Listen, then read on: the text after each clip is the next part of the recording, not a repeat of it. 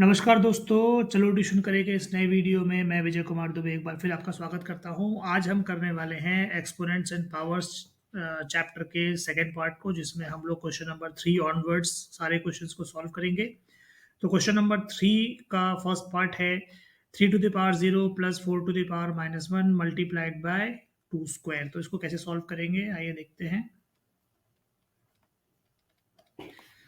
सबसे पहले हमको पता है कि किसी भी नंबर का पावर अगर जीरो होता है तो वो हमेशा वन होता है। पहले हम इस क्वेश्चन को एक बार यहाँ उतार लेते हैं। 3 to the power 0 plus 4 to the power -1 multiplied by 2 square.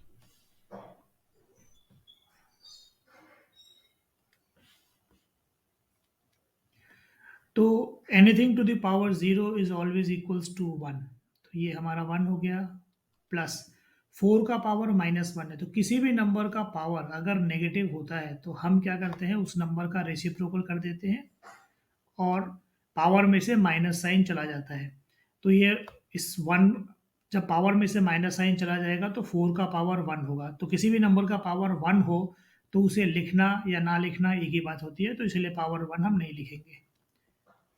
फिर इस साइड आते हैं, 2 का स्क्वायर होगा 4। अब यहाँ पे इस नंबर के नीचे कुछ नहीं है तो 1 है। 4 और 1 का जो एलसीएम है वो होगा 4। 4 को 1 से डिवाइड करेंगे तो आएगा 4। 4 मल्टीप्लाइड बाय न्यूमरेटर यानी कि 4। जो फ्रैक्शन नंबर का प्लस माइनस होता है बस वही कर रहे हैं हम यहाँ पे। अगेन 4 को 4 से डिवाइड करेंगे तो आएगा 1। 1 multiplied by 1 1, then multiplied by 4 equals to 4 + 1 होता है 5 बाय 4 मल्टीप्लाइड बाय 4। तो ये 4 कैंसिल हो गया और हमारा आंसर आ गया 5। तो इसका फर्स्ट पार्ट को हम इस तरह सॉल्व कर सकते हैं। अब आते हैं इसके सेकेंड पार्ट की तरफ। और ये फर्स्ट पार्ट में किसी प्रकार का डाउट है तो आप पूछ सकते हैं। ओके, अब आते हैं हम इसके सेकेंड पार्ट की तरफ। सेकेंड पार्ट है 2 to the power -1 multiplied by 4 to the power -1 bracket close divided by 2 to the power -2। 2 to the power -1 का मतलब हुआ 1/2, क्योंकि पावर नेगेटिव में है तो हमने नंबर का रेसिप्रोकल कर दिया। 4 to the power -1 का मतलब है 1/4 bracket close divided by 2 to the power -2। तो हम क्या करेंगे, इसको डिवाइडेड बाय, इसका पावर -2 है तो हम इसे 1/2 का पावर -2 कर देंगे, यानी कि पावर में माइनस साइन था इसलिए हमने इसका रेसिप्रोकल कर दिया। अब क्योंकि ये मल्टीप्लिकेशन में है तो 1 1 ज़ा 1 और नीचे 4 2 ज़ा 8। मल्टीप्लिकेशन का रूल, ऊपर से ऊपर वाला नंबर और नीचे से नीचे वाला नंबर मल्टीप्लाई होता है। तो 1 1 ज़ा 1 होगा और 2 4 ज़ा 8 होगा। तो यहाँ पे इसलिए 1/8 हो गया डिवाइडेड बाय 2 का स्क्वायर 4 होता है। तो ये 2 का पावर 2 है यानी 2 का स्क्वायर, तो 2 का स्क्वायर 4 होगा, हमने 4 लगा दिया। अब होगा इसका मल्टीप्लिकेटिव इन्वर्स। जो ये डिवाइड है, डिवाइड की जगह लग जाएगा मल्टीप्लाई, और ये 4 का रेसिप्रोकल हो जाएगा 1/4 का, तो 4 ऊपर चला जाएगा, 1 नीचे आ जाएगा। फिर 4 के टेबल में 4 2 ज़ा 8, तो ऊपर है 1 और नीचे है 2, और यही हमारा आंसर होगा। तो आई होप ये भी क्लियर होगा आपको। फिर आते हैं इसके थर्ड पार्ट पे।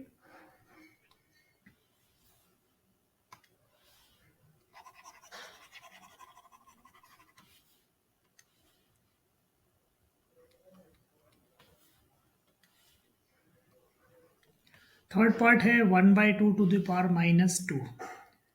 1/2 का पावर -2, बीच में है प्लस 1/3 का पावर -2 प्लस 1/4 का पावर -2। अब क्योंकि यहाँ पे सभी नंबरों का पावर नेगेटिव में है तो हम इन नंबरों का रेसिप्रोकल करेंगे।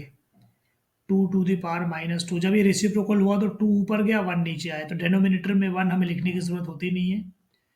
फिर यहाँ पे अगेन इस नंबर का भी सेम होगा, सॉरी, हम रेसिप्रोकल करेंगे तो माइनस साइन तो हट जाएगा, तो ये माइनस साइन नहीं होगा, ये माइनस साइन हटाने के लिए ही हम रेसिप्रोकल कर रहे हैं। प्लस ये 1 बाई इसका रेसिप्रोकल करेंगे तो 4 to the power 2 आएगा, यानी कि सब में से माइनस साइन हट गया, नंबर का रेसिप्रोकल हो गया। अब 2 का स्क्वायर 4 होगा, 3 का स्क्वायर 9 होगा और 4 का स्क्वायर 16 होगा। फिर इन नंबरों का अगर हम प्लस करेंगे तो 16 + 4 20, 20 + 9 29, तो हमारा आंसर आ गया 29। तो यही इस क्वेश्चन का आंसर है। तो आई होप ये तीनों पार्ट आपको समझ में आ गया होगा। तो अब हम कर रहे हैं उसी क्वेश्चन नंबर 3 का फोर्थ पार्ट। तो क्वेश्चन नंबर 3 का फोर्थ पार्ट हमारे सामने है। इस पर्टिकुलर क्वेश्चन में 3 to the power -1, 4 to the power -1, 5 to the power -1, 2 to the power 0 है। तो क्या है कि चाहे कोई भी नंबर हो, किसी भी नंबर का पावर अगर 0 होता है तो आंसर अल्टीमेटली 1 आता है।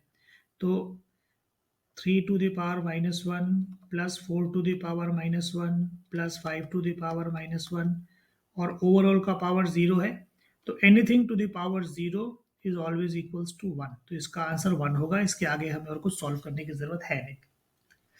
फिर आते हैं इसके फिफ्थ पार्ट में। फिफ्थ पार्ट है -2 to the power 3, इसका पावर है -2 और ओवरऑल का पावर है 2। सबसे पहले हम क्या करेंगे, क्योंकि यहाँ पे पावर नेगेटिव में है तो हम इसका रेसिप्रोकल कर लेंगे। 3 ऊपर -2 नीचे और पावर में से माइनस डिसअपियर हो जाएगा। उसके बाद अंदर का पावर और बाहर का पावर, अगर एक पावर ब्रैकेट के अंदर हो और एक पावर ब्रैकेट के बाहर हो तो ये दोनों पावर आपस में मल्टीप्लाई होते हैं, ऐसा हमने रूल में सीखा था। तो उसी हिसाब से 2 और 2 मल्टीप्लाई होके पावर 4 हो जाएगा।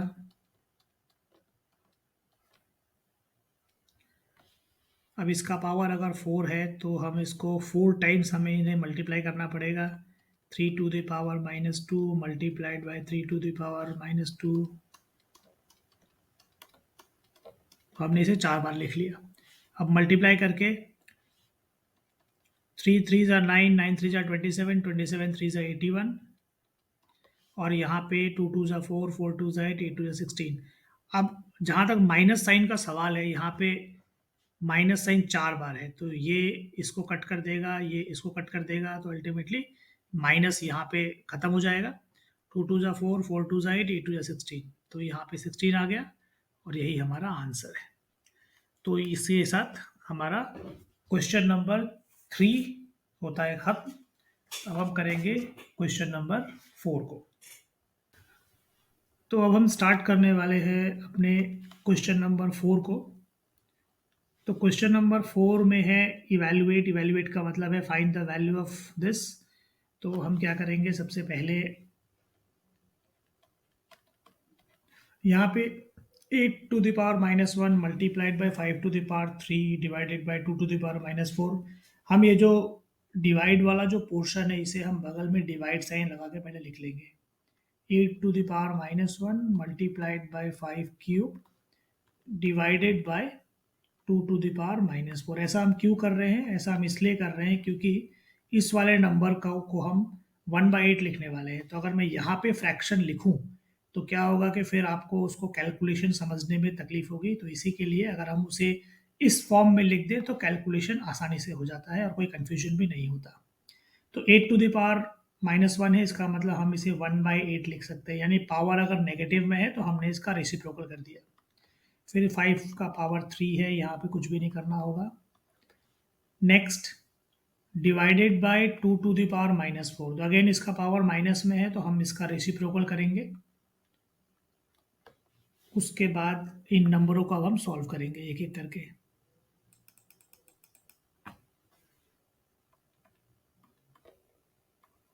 1/8 मल्टीप्लाइड बाय 5 का क्यूब जो है वो 5 5 जा 25, 25 5 जा 125, यानी कि 125 हो जाएगा ये।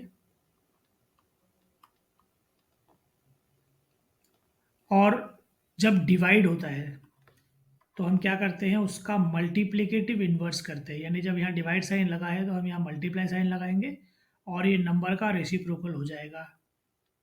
2 to the power 4 ऊपर आएगा और 1 आएगा डेनोमिनेटर में। तो डेनोमिनेटर में अगर 1 आता है तो हम उसे लिखने की जरूरत नहीं होती। अब हमारे पास है 1/8 into 125 multiplied by 2 to the power 4। इसका मतलब 2 into 2 into 2 2 2 4 4 2 8 8 2 16। तो ये आ गया 16। फिर 8, सॉरी 16, यहाँ पे 8 लिखा। अब 8 2 16 है, 125 मल्टीप्लाइड बाय 2, यानी कि 250 जो है वो हमारा आंसर है इस पर्टिकुलर क्वेश्चन का।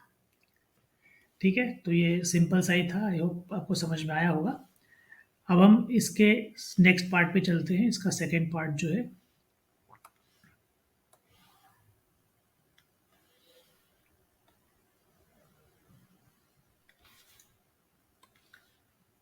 इसका second part.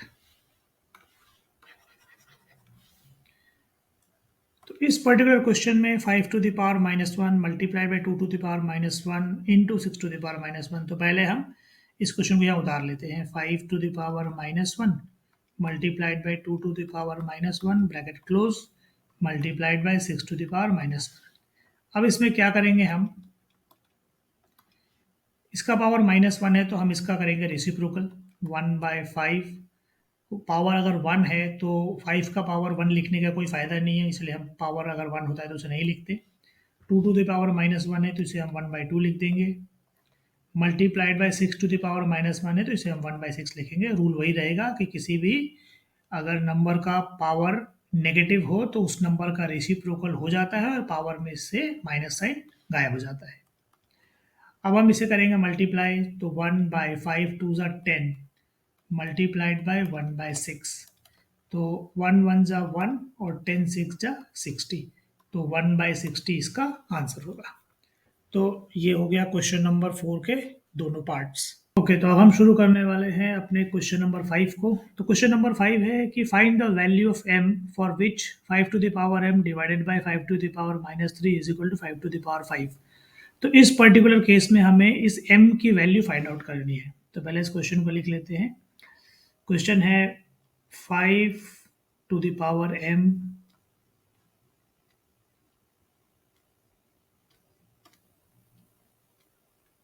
Divided by 5 to the power -3 equals to 5 to the power 5। तो सबसे पहले तो हमें पता है कि जब बेस सेम हो और नंबर के बीच में डिवाइड हो तो पावर को हम माइनस करते हैं। तो 5m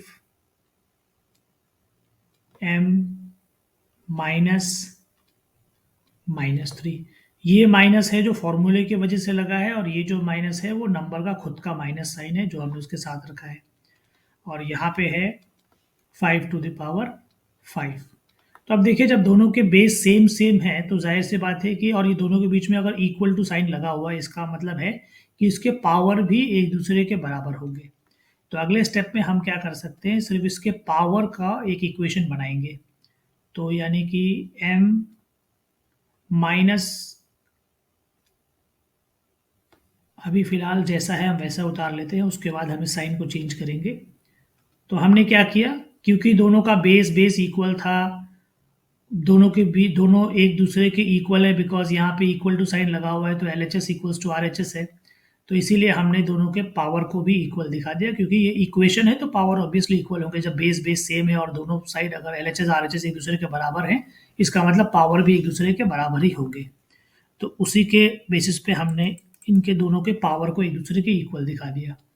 अब m minus minus plus equals to 5। तो जब हमारे दोनों साइड के पावर्स एक दूसरे के बराबर हो गए तो अब हम, ये माइनस था और ब्रैकेट के अंदर माइनस था, तो माइनस माइनस साइन मल्टीप्लाई होकर प्लस हो जाता है, तो यहाँ प्लस साइन लग गया और यहाँ पे 5 वैसे का वैसे उतर गया। तो अब ये m +3 है तो इक्वल टू के उस तरफ जाकर -3 हो जाएगा। तो m की वैल्यू 5 - 3 यानी कि 2 होगा। तो हमारा m का वैल्यू 2 आएगा और यही हमारा आंसर है। तो ये हमने क्वेश्चन नंबर 5 कर लिया। अब हम करेंगे क्वेश्चन नंबर, इसका अगला क्वेश्चन जो कि क्वेश्चन नंबर 6 है। तो क्वेश्चन नंबर 6 में क्या है, इवैल्यूएट, यानी इन दोनों की हमें इन दोनों का वैल्यू निकालना है सॉल्व करके। तो क्वेश्चन नंबर 6 हम यहाँ साइड में कर लेते हैं। तो सबसे पहले हम ब्रैकेट के अंदर का सॉल्व करेंगे। तो यहाँ पे इसका पावर -1 है, तो किसी भी नंबर का पावर अगर माइनस में हो तो नंबर का रेसिप्रोकल होता है। तो 3 का रेसिप्रोकल होगा 1/3 का, तो 3 ऊपर चला जाएगा, 1 नीचे आएगा। डिनोमिनेटर में 1 हमें शो करना पड़ता नहीं है, और पावर अगर 1 है तो वो भी शो करने की ज़रूरत नहीं है।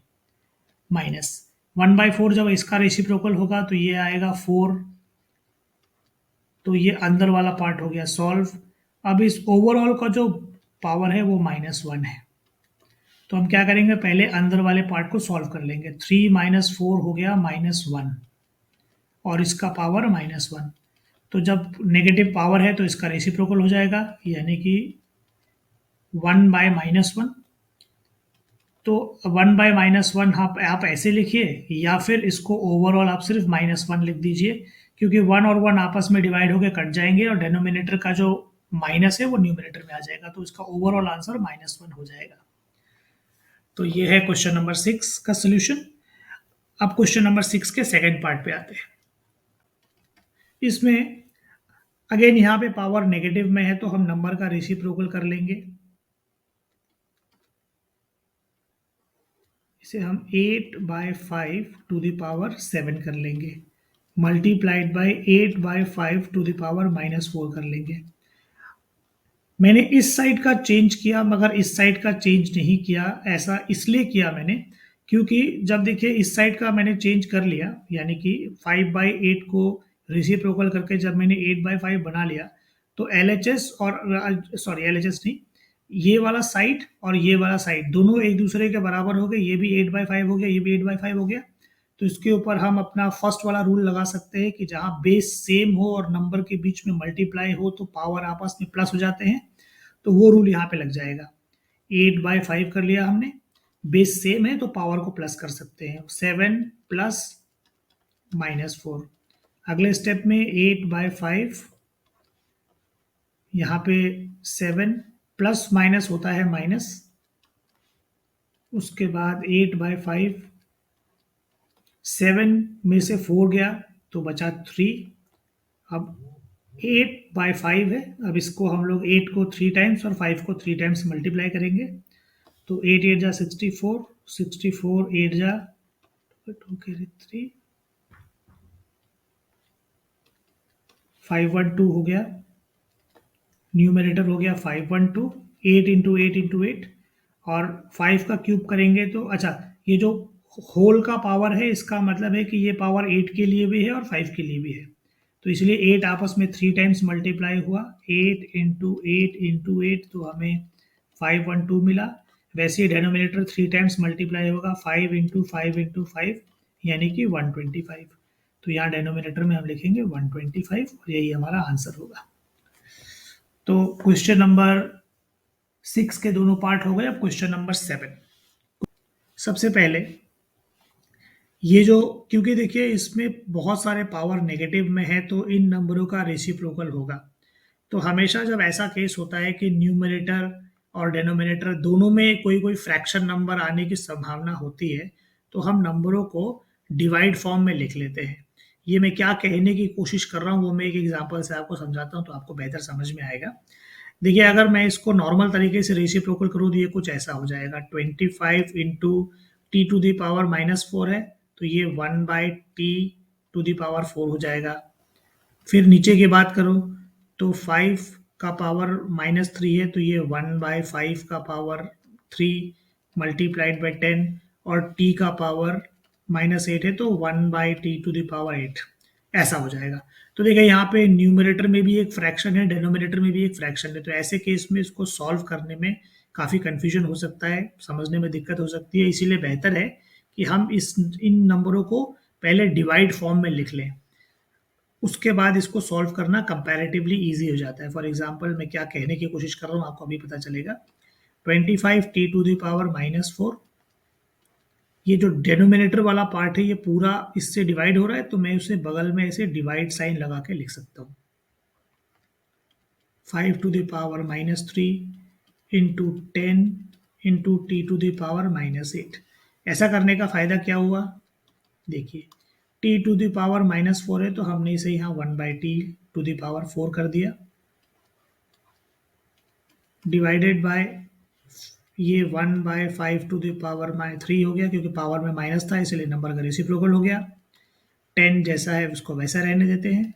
t⁻⁻8 है तो इसे 1/t⁻8 लिख सकते हैं।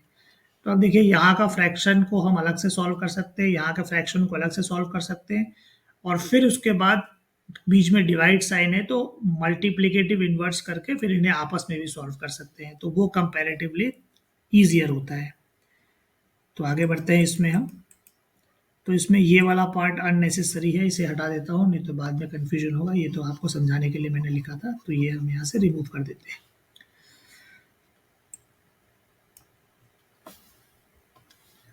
अब इसके नीचे कुछ नहीं है तो 1 है, तो t⁻4 और 1 का अगर एलसीएम लिया जाए तो t⁻4 ही आएगा।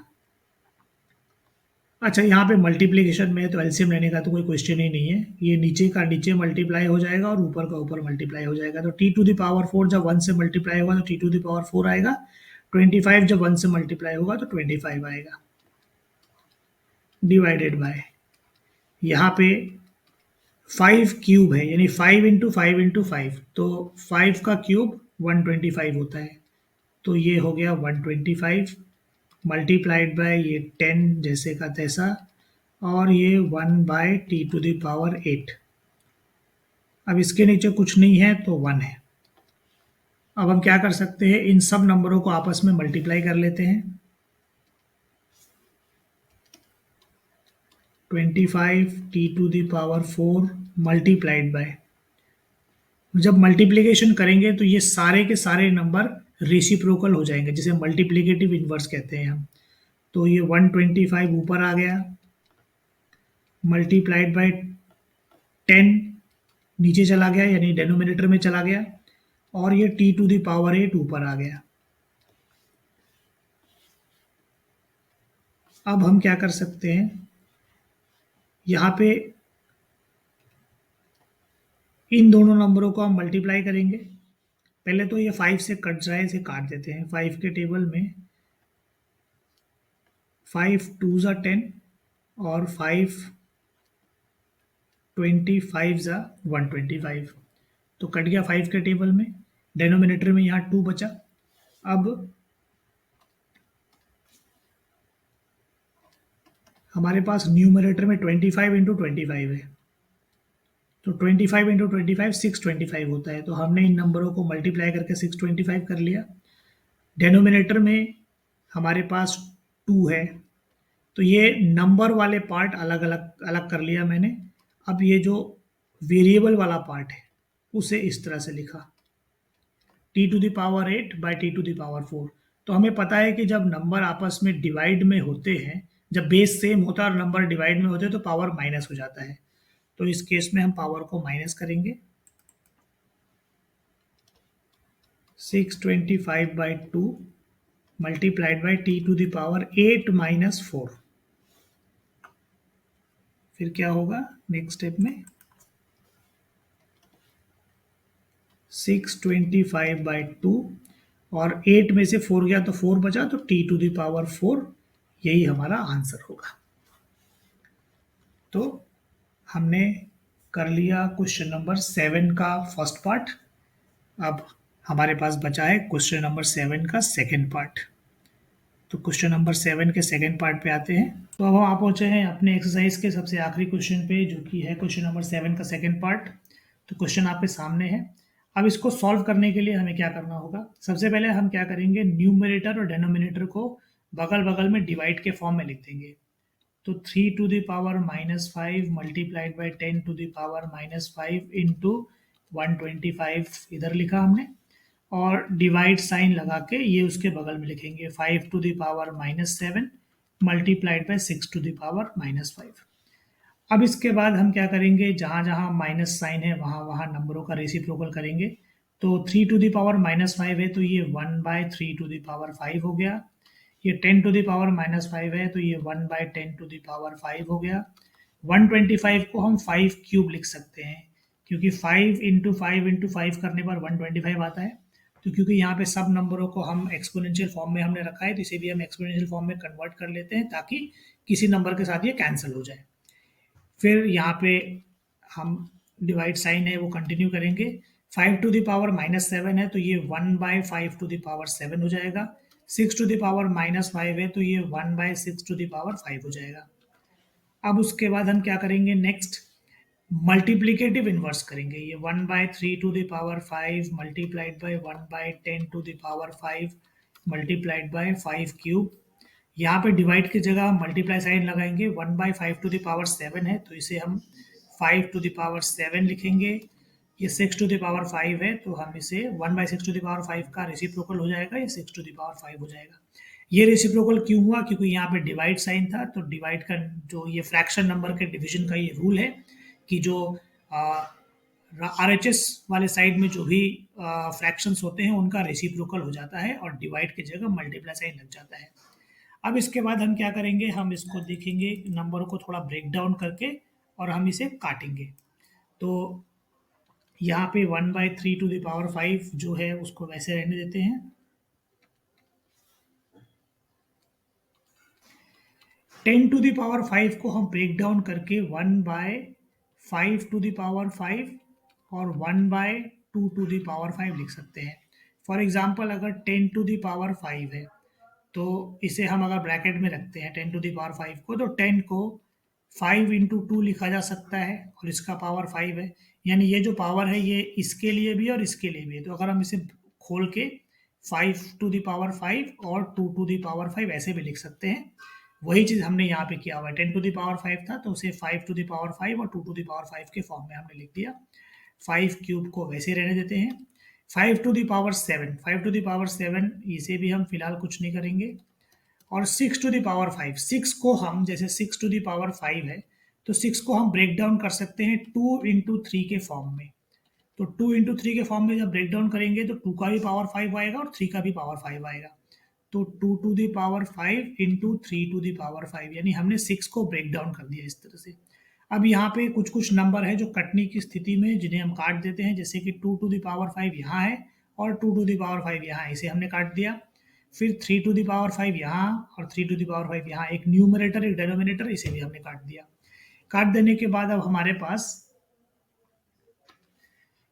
यहाँ पे जो बचा है वो हम लिख लेते हैं। हमारे पास ऊपर बचा है 5 cube into 5 to the power 7 और डेनोमिनेटर में बचा है 5 टू द पावर 5। यानी कि जो न्यूमरेटर वाला पार्ट है वहाँ पे बेस सेम है तो पावर प्लस हो जाएगा। तो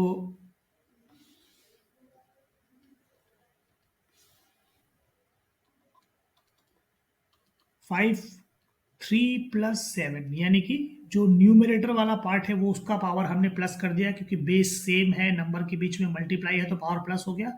और डेनोमिनेटर का जो है वो भी बेस सेम है, यानी ये इनके साथ डिवाइड हो रहा है तो इसका पावर 5 है। तो अगर बेस सेम हो और नंबर डिवाइड में हो तो पावर माइनस होता है, तो ये 5 को हम यहाँ पे माइनस फॉर्म में लिख देते हैं। तो 7 प्लस 3 होता है 10, 10 माइनस 5, तो 10 में से 5 चला गया तो 5, तो 5 टू द पावर 5, और यही हमारे इस क्वेश्चन का आंसर है। तो फ्रेंड्स, मैं उम्मीद करता हूँ कि ये एक्सरसाइज आपको अच्छे से समझ में आया होगा। चलो ट्यूशन करेगा ये वीडियो देखने के लिए आपका बहुत बहुत धन्यवाद। अगर आपने अब तक चलो ट्यूशन करे चैनल को सब्सक्राइब नहीं किया है तो इसे ज़रूर सब्सक्राइब करें। इसमें इसी तरह के वीडियोस आपके लिए मैं लाता रहूँगा जिसमें डिटेल तरीके से एक्सरसाइज के हर एक क्वेश्चन को सॉल्व किया जाएगा। तो अगले वीडियो तक अपने फ्रेंड विजय दुबे को दीजिए इजाज़त। धन्यवाद।